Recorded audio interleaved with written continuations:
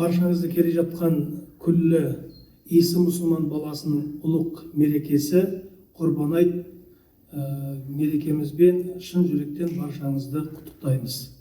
Сіздерге Алладан амандық, мықты саулық, мол ырыс пен бақ береке тілеймін.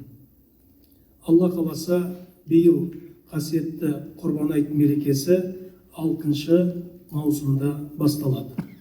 Қазақстан мұсылмандары діни басқармасы бірқатар алыста жақын мұсылман елдерінің ғұламаларымен пәтуа шығару орталықтарымен кеңесіп, осындай пәтуа қабылдады. Сонымен бүгін қасиетті Зүлхиджа айының басталуы, бүгін Алла қаласа Зүлхиджа айы басталды. Ал Арапа күні ораза ұстау сүннет. Бұйырса Арафа биылғы жылы бізге 5 маусымға келеді. Бақ заманнан бері ислам дінін рухани тірегіне айналдырған халқымыз Құрбан айтты айрықша дайындықпен қарсы алған.